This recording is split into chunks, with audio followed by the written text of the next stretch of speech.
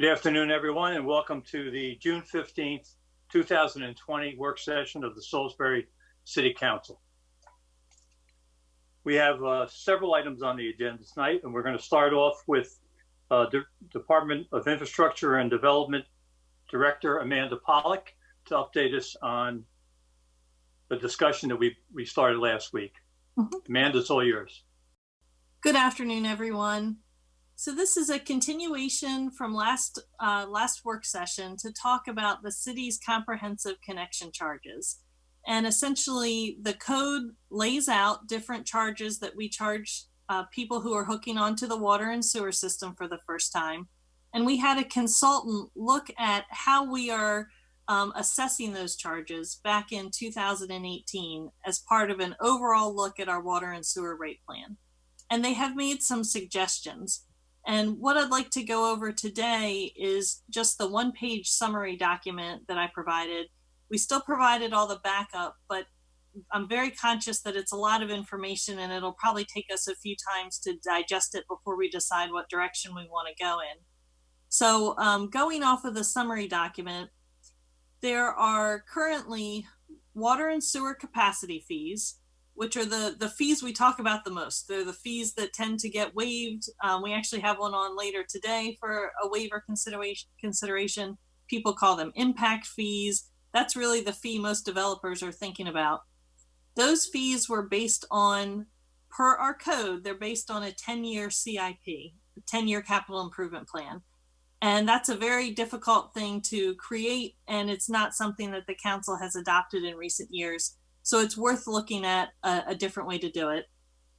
And then there's a central system line fee, which is based on the size of the property, not the water and sewer use. So that raised a red flag with the consultant because the fee has no bearing on what type of water and sewer a property is going to use. You could have a very large single family property that has a very high fee, or you could have a really small industrial property like a laundromat that could have a low fee but a high water use. So what the consultant recommended is those two fees, the capacity fee and the central system line fee, he recommended combining that to one fee called a connection fee.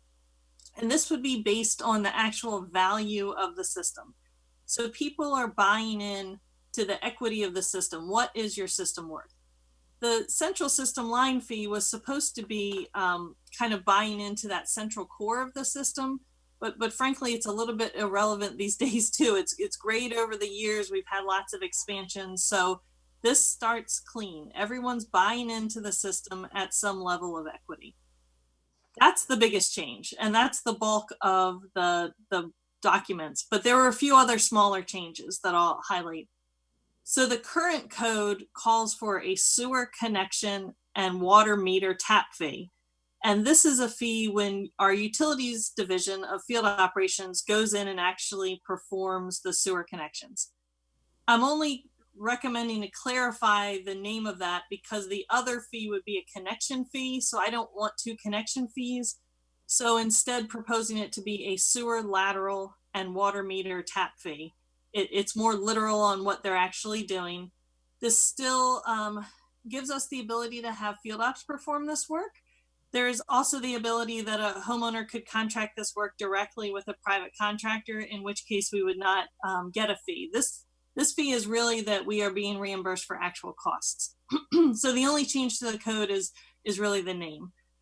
The next one, we have in the code facility fees and line fees. And essentially those are doing very similar things. They are reimbursing someone who had extended infrastructure, whether that be the city or a private developer.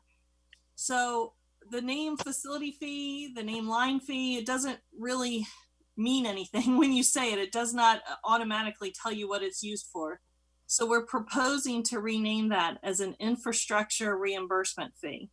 It would still work in the same way if a developer extends a line for their business and then other people tie into it, they're going to pay a proportionate share of the cost of that infrastructure. That's been what's more common in recent years. The city has not done massive extensions to serve areas, but we would still have the ability if we initiate a large extension we could then get reimbursed by developers that tie into it. But again, the main change here is just to change the name to infrastructure reimbursement fee, because I think it clears things up. And the facility fees and line fees are always something that's a little tricky when we charge that to a developer. They go, oh, what's another fee? What's this fee? Well, you're actually, we're a pass through. It's probably not coming to us. It's probably going to someone else. So I think this would make it a little bit clearer to them. We've actually been working on a GIS layer, so you could pull up a GIS map and see where these infrastructure reimbursement areas are. So if you're looking at a parcel, you could click on it and say, oh, I see, so-and-so had put in this, 10-inch sewer line, so I'm going to have to pay for part of it. So that's what that one entails. So in a nutshell, for these, and then I'll hit the incentive programs really briefly. For the connection fees, the consultant had provided us with an estimate of what that would be based on the current value of the system. That number is much higher than what we currently charge with capacity fees, but we could consider kind of bringing this in steps over time.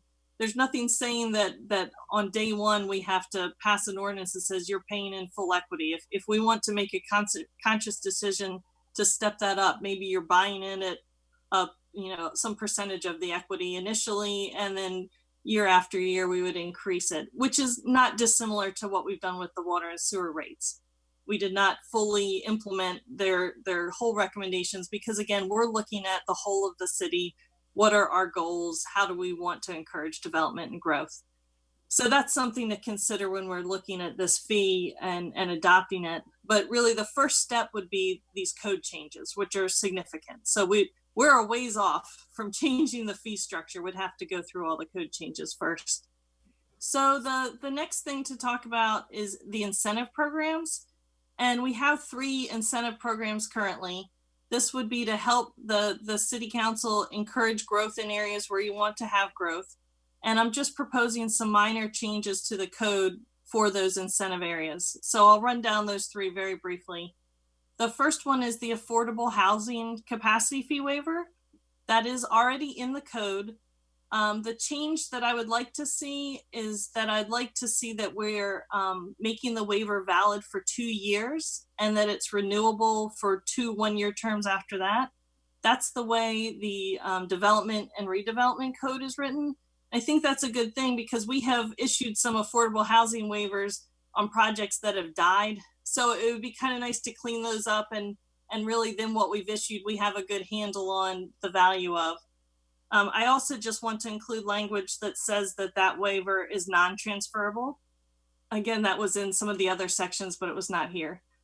So that was pretty minor changes for that one. The development and redevelopment capacity fee waiver needs a little bit more updating. We first need to update all the city departments from the reorganization in 2017. And then we're proposing to eliminate the EDU bank.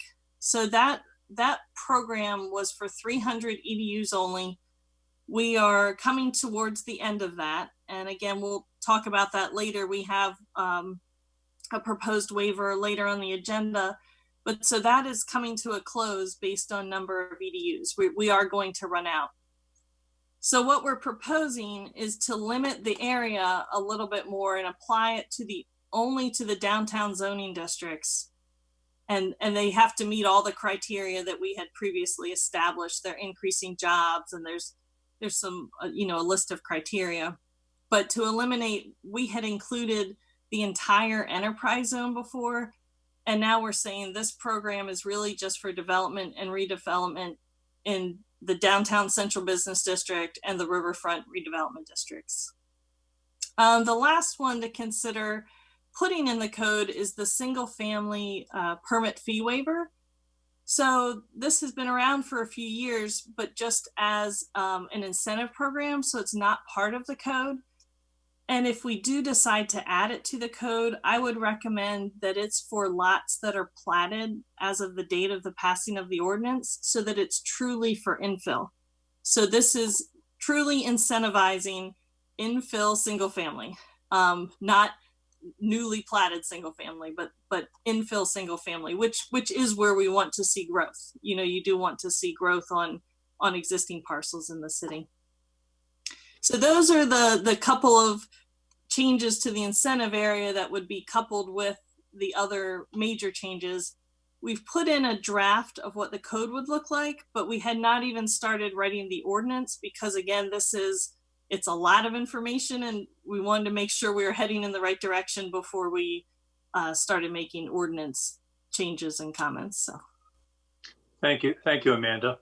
I'll open it up now for comments or questions relative to the presentation that Amanda just gave. Mr. Boda, we'll start with you. On the change on the connection fees and stuff, and you were talking about phasing it in, are you looking to do that in like a 5 or 10-year phase in? I do think we need to consider phasing it in, and because the difference is almost triple the price, and I think that would just be such a shock, and I would not want to do anything right now that would jeopardize development. So it would be probably at least a 5-year phase in, and a big part of that would be, what does the economy look like? Because again, right now, we certainly don't want to do anything that would slow down the economy in our area. And then on the reimbursement program, what do you do if like the company that initially put it in is out of business? It's not transferable, correct? It's not. No, so it's really not. That is only a reimbursement to that entity that put it in. And so we have an actual separate agreement with them that shows what their costs were and who the entity is. So it's not been transferable. We have not had that happen yet, but I could see that happen. But at this point, they would, forfeit that reimbursement, and then we would no longer collect the fee, obviously. Okay, thank you. Anything else, Mir? No, I like the direction that this is going in, so keep going. Okay. Michelle, any questions? That was actually Muir hit what I was going to ask, so that answered it for me. That's it. No other questions. Angela, any questions? No questions. Amanda, I have one. You were referring back to the new approach would be almost like a cost-based system if you make the changes. Mm-hmm. My concern is how do we keep the ordinance live going forward as our costs change?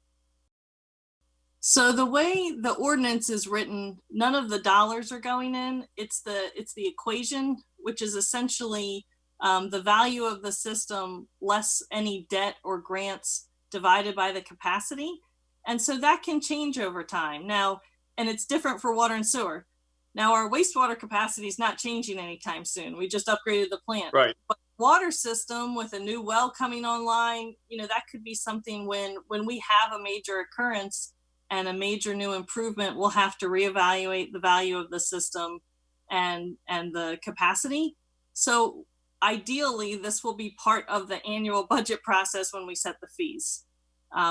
This didn't line up for it this year, but that would be when I would want to come back with any changes, would be in our normal fee schedule with the budget process. So it will be annualized yearly. It will be evaluated yearly. We will look at it yearly. Yes, exactly. Perfect. That was my concern. Okay. Thank you. Sure. Okay. Anything else you'd like to bring up? No, we can start then. If it sounds okay, we'll start working on the ordinance changes, and then that would probably come back to a work session so you can look at wording before we go back to legislative, if that makes sense. That makes a lot of sense. I just to make this official, let me go back and poll. Mir already gave me the thumbs up, correct, Mir? Yes. Okay. Angela, you okay? Perfect. Thumbs up from Angela. Michelle, you okay? Good. Good. And I'm good with it also. So okay. Carry on, proceed. Thank you so much for that rewrite of that summary. It helps to get somebody else's perspective. That was great. Thank you. It made all the difference in the world. So thank you again. And we'll, when you're ready, let us know. We'll put you back on the agenda. Thank you. Okay, next up, we have an ordinance accepting grant funds. Laura Soper, Laura's on. You're up. Hello, awesome. So yeah, tonight we have a grant acceptance from the DHCD Main Street Improvement Grant Program in the amount of $40,000. Some history, we applied for this funding back, I believe, in April of last year, so 2019. It was originally slated for the 2020 National Folk Festival, which was recently postponed. So when the pandemic hit, DHCD asked all recipients of this funding if they'd like to repurpose some of their funding. So we looked back at the budget. I spoke with the local manager, Caroline, to see what funds had already been spent. So with that, we created a reallocation plan where we would reimburse $24,494.66, which has already been spent for the 2020 festival. $3,000 would go towards her office rent, and then the additional $12,505 would be reallocated towards the micro grant COVID-19 program that we have. So that is the gist of what we're looking to do. Thank you, Laura. Mir, any questions and comments, and move it forward? Just the only question I have, and it is okay with this grant to reallocate those funds? Yes, we have it in writing from DHCD that we can use the National Folk Festival care of Arts and Entertainment District as the nonprofit for the pass-through.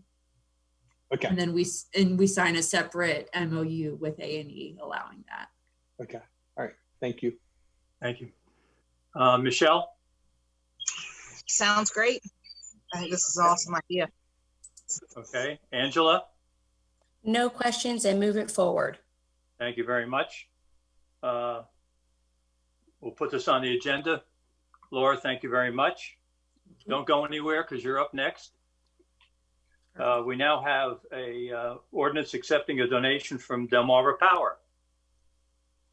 Okay, so tonight we are reviewing a donation from Delmarva Power in the amount of $25,000 to be added to the existing COVID-19 microgrant program.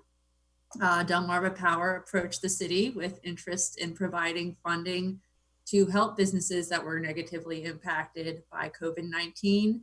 And after a few conversations, we realized it would be a great opportunity to add it to the city's existing program. The application period is live now. And like I said, it will go towards helping those businesses that saw either a partial or full mandated closure as a result of COVID-19. I see John Allen from Delmarva Power is also on the line. And I just wanted to offer my thank you to him and Delmarva Power. And if there's anything you wanted to add, John, please go ahead. I can't hear you, John.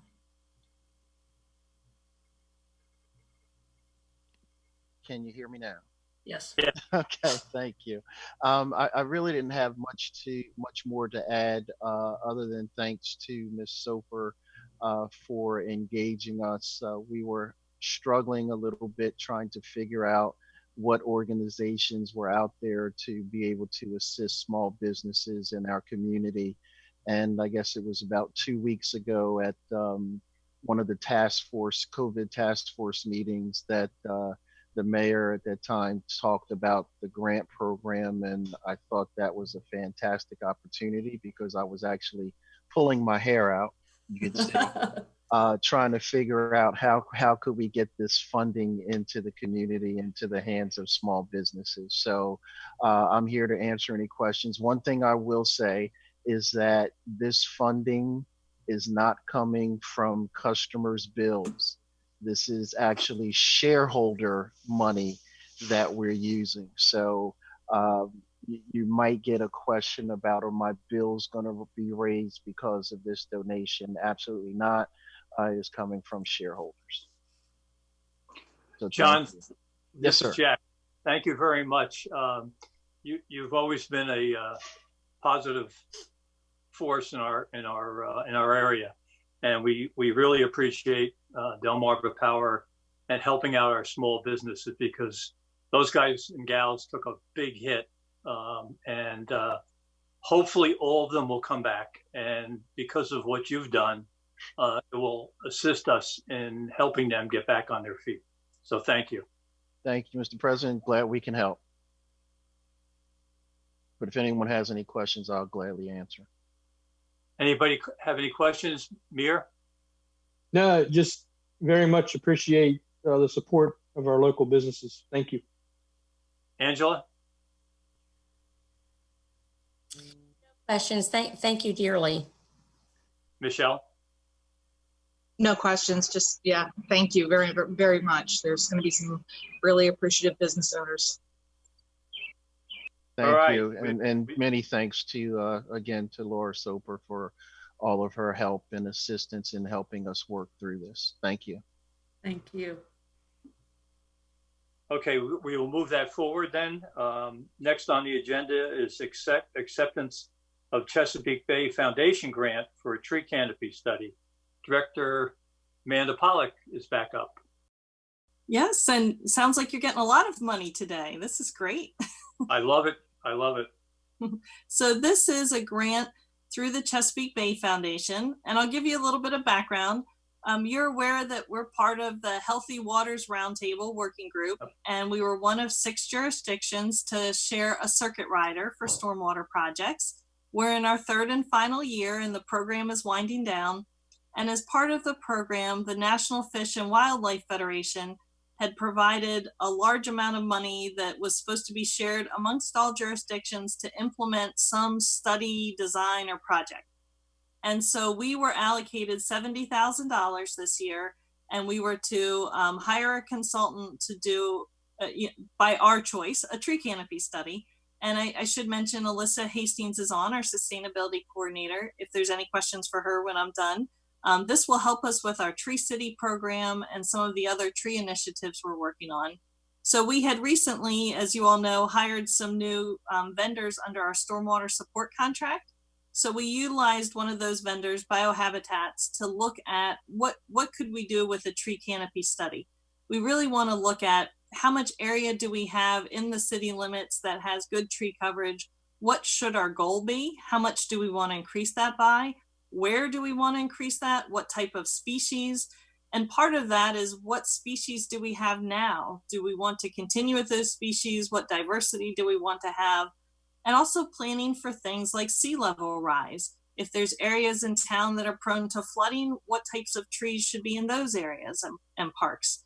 So this is a large study that includes a heavy GIS component to help us look at our trees in the city on a whole. So we were allocated up to $70,000. The proposal, after some negotiation back and forth, came in at $69,886.60. So that's why it's such a precise amount for the grant. It's based on the actual scope of work. But the funds are coming through Chesapeake Bay Foundation. They received the grant from National Fish and Wildlife. So that's why you see the sub-grant agreement in the package. That's the agreement we would need to sign as a subrecipient. And so we have a defined timeline. The funding needs to be spent by the end of this calendar year.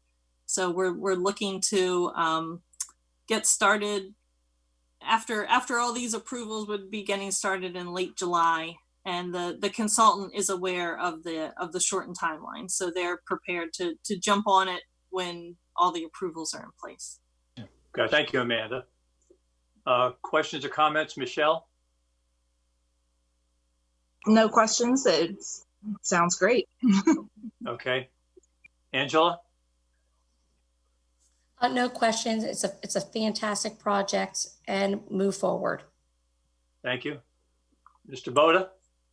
Yeah, I agree. This is a great project, and I support moving it forward. Fantastic. We will move this forward then. I appreciate it. Thank you, Amanda. Great, thank you.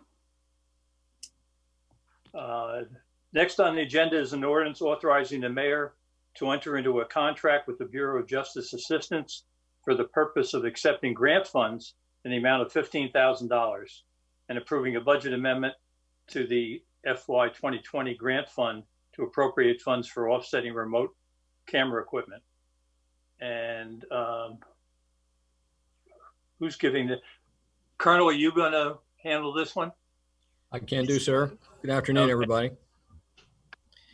This money was awarded by the Governor's Office of Crime Control Prevention for the purposes of purchasing a mobile camera array, which we have used. It is here now. We have it, and it was being used for the purposes of special events like the folk festival, where we were having to rent these mobile camera units. It was quite expensive, and we had some grant money that was available for the purpose of this type of project.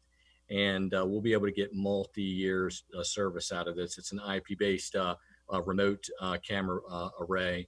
It's not for the purposes of covert activities, for special operations activity, for crime prevention per se, but it is for overt use, like at festival areas, things like that.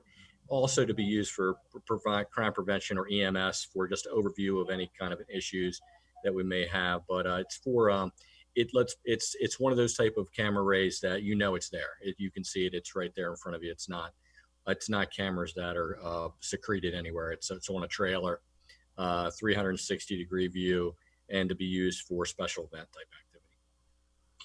Great, thank you, Colonel. Questions or comments? Mrs. Gregory? No questions. Thank you. Mr. Boda? No questions. Ms. Blake?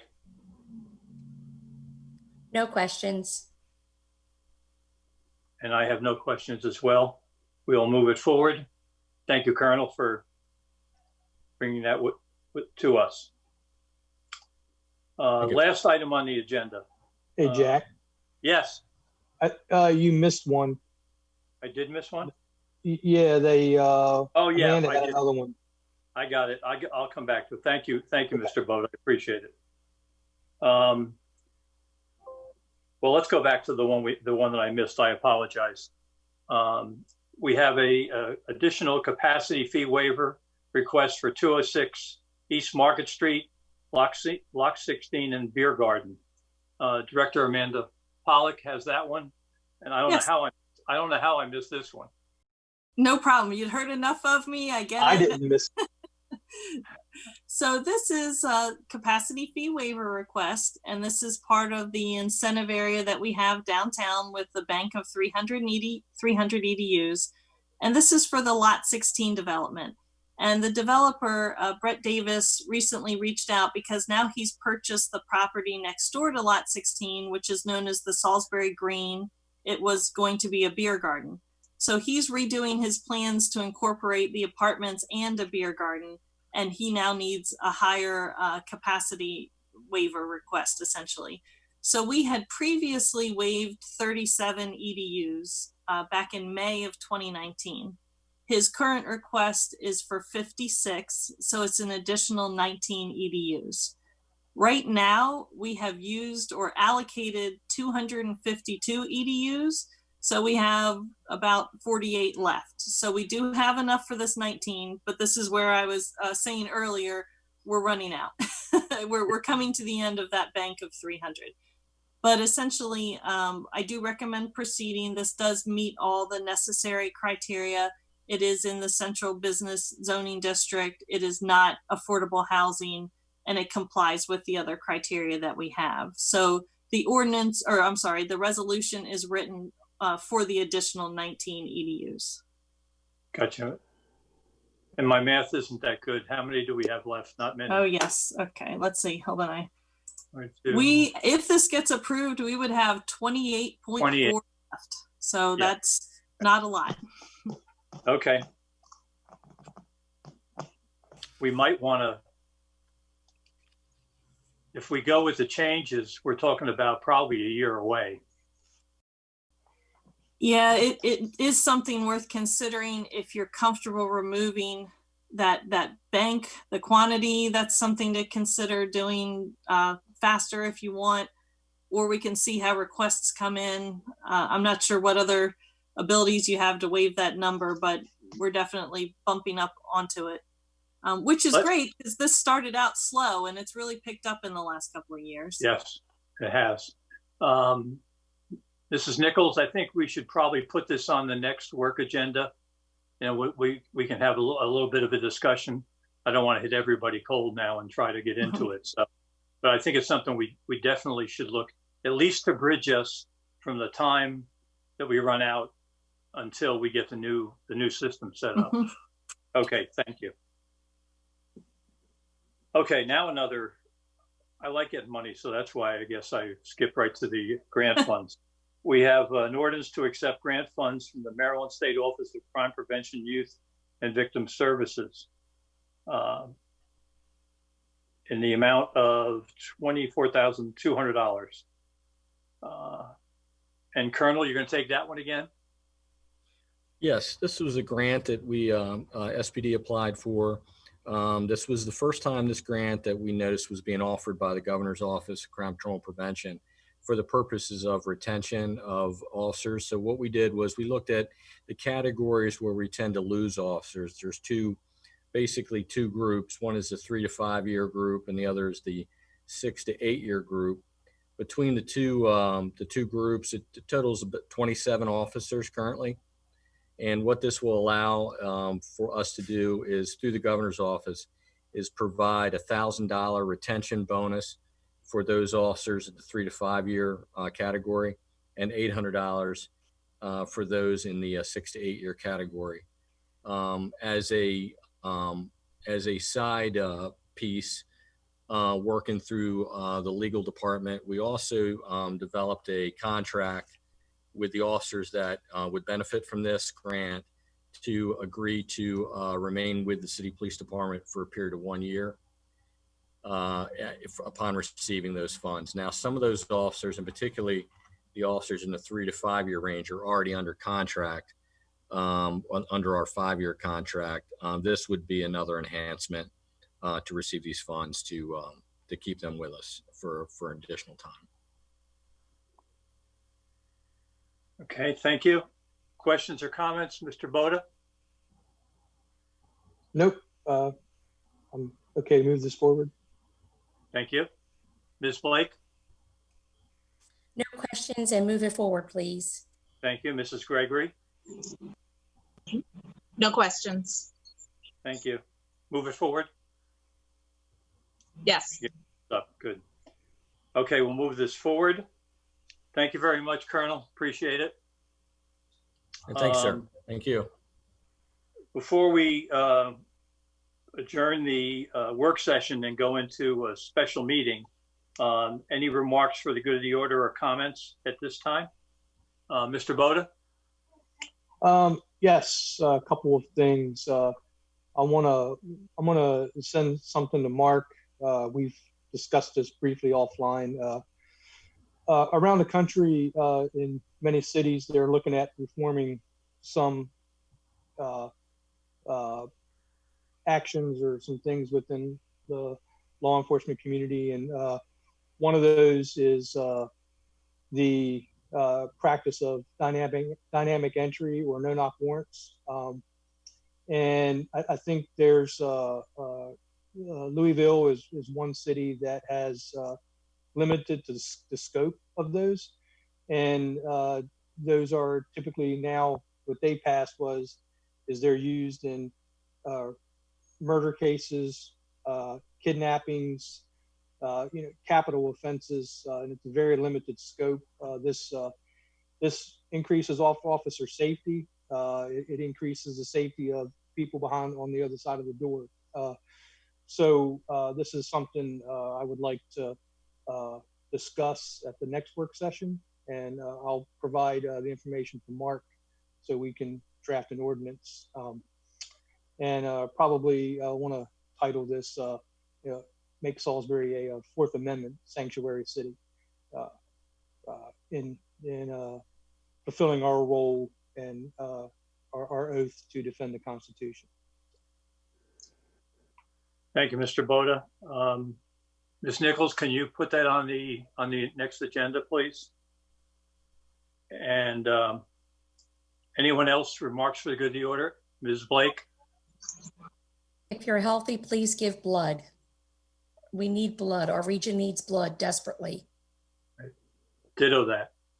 Mrs. Gregory, I just wanted to say that Muir and I discussed this, the no-knock warrant and its situation, and I fully support it. So I'm really glad that we can do something like this. I also want to say that right now we are they're downtown painting one of the streets. I believe it's on Broad Street, that's going to be renamed. So I'm looking forward to that, seeing that. I wish I could go help them, but duty calls. So that's it. thank you. With that, I will adjourn the meeting, and we will now go into a special meeting. So at this time, I'd like to call a special meeting of the Salisbury City Council on June 15th to order.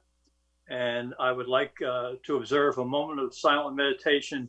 And also please remember April Jackson and her family, who have suffered a death in their family this past week.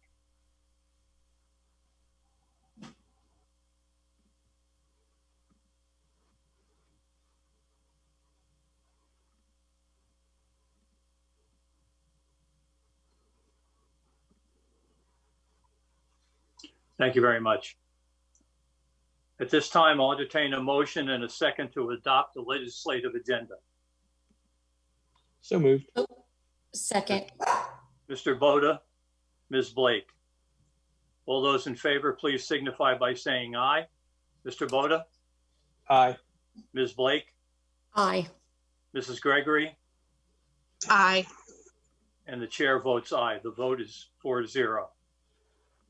I'll now entertain a motion to approve ordinance number 2603 for the first reading. So moved. Second. Ms. Blake, Mrs. Gregory. Mr. Tillman, good evening. You're muted, Mark.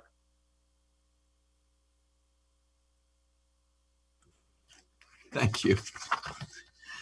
2603 is an ordinance of the City of Salisbury authorizing the mayor to enter into a contract with the Bureau of Justice Assistance for the purpose of accepting grant funds in the amount of $15,000 and approving a budget amendment to the FY 2020 grant fund to appropriate funds for offsetting remote camera equipment.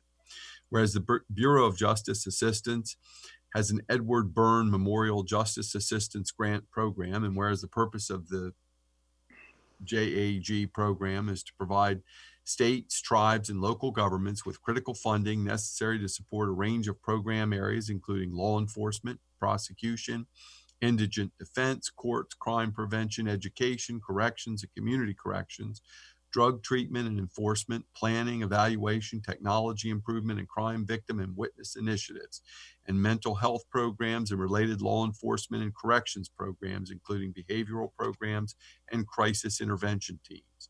And whereas the City of Salisbury Police Department submitted a grant application to the BJA for funding to reimburse expenses related to the purchase of crime camera equipment in order to expand its capacities for remote law enforcement.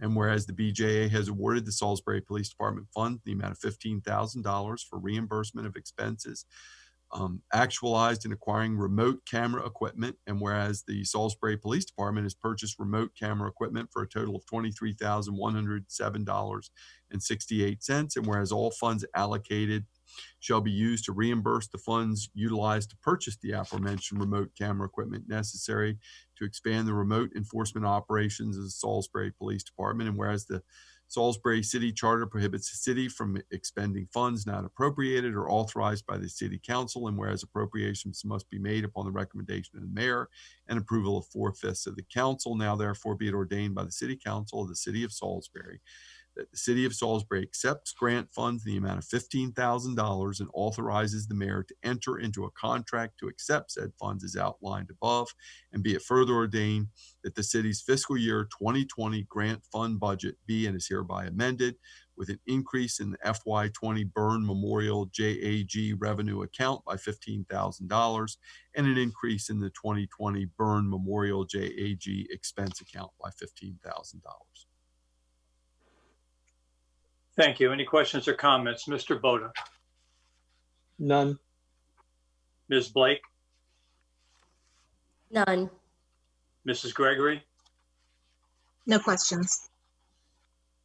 I'll call the motion then. All those in favor of ordinance number 2603 for the first reading, please signify by saying aye. Mr. Boda, Aye.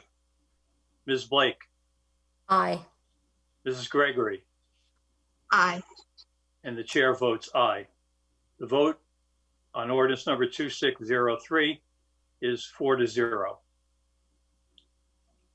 I'll entertain a motion to approve ordinance number 2604 for the first reading. So moved. So moved. I saw Ms. Blake's lips move first. Ms. Blake has the, Second. and Mr. Boda has the second. Mr. Tillman. All right, 2604 is an ordinance of the City of Salisbury accepting grant funds from the Maryland State Office of Crime Prevention, Youth, and Victim Services in the amount of $24,200 under the FY20 Police Recruitment and Retention Program, and amending the FY 2020 grant fund budget to appropriate funds for the payment of retention bonuses to eligible Salisbury police officers.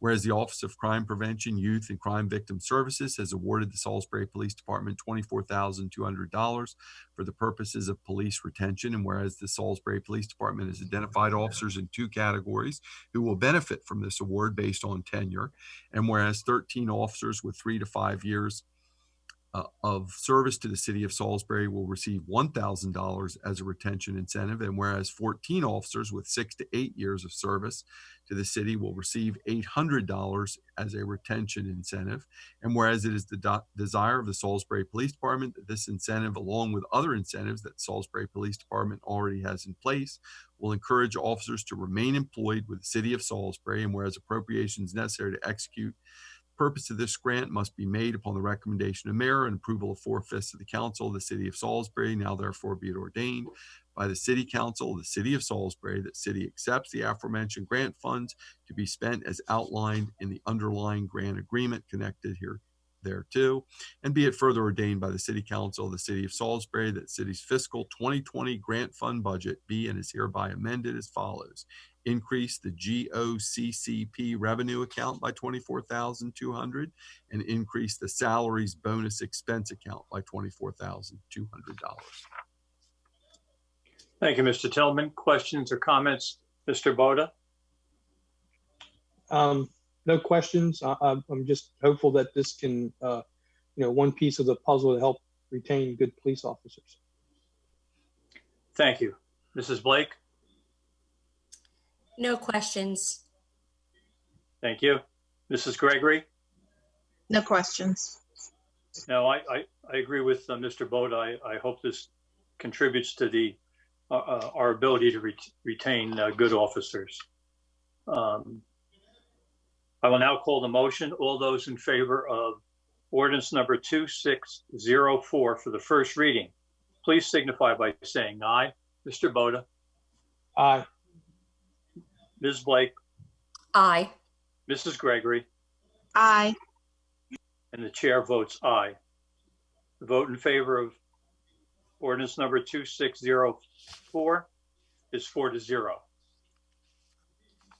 Ms. Glantz, do we have any public comments, requests for public comments? Not that I can see. Okay. Hearing none, remarks for the good of the order. Mr. Boda? No, just thank you, everybody. Keep April in your prayers and make sure, continue to support our small businesses in our city. Ms. Blake? Okay. Donate blood. Mrs. Gregory? I didn't see that coming at all. Nothing much more other than Black Lives Matter take care of your neighbors, and wear a mask when you go out in public, please. We've got to protect each other. My final comment is twofold. One, give blood. We'll triple team you tonight, so we are running extremely short. So please do that, okay? And secondly, relative to Michelle's comment, please maintain social distancing. Wear your masks, because if you're following anything, you're looking at those areas that have started to loosen up, and they are seeing extreme spikes. So let's not take anything for granted. Let's make sure that we do what we're supposed to be doing as we've been doing, because we've been successful and we don't want to go backwards. Thank you very much, everyone. Ms. Glanz, anything for the good of the order from you? I would just like to build on Michelle's point from the work session that Friday at 10 a.m. at the corner of Poplar Hill and Broad, we are hosting an event to rename Broad Street to Black Lives Matter Boulevard ceremonially. We've already gotten questions about if we're doing that officially with the post office, and the answer is no. That's a whole mess.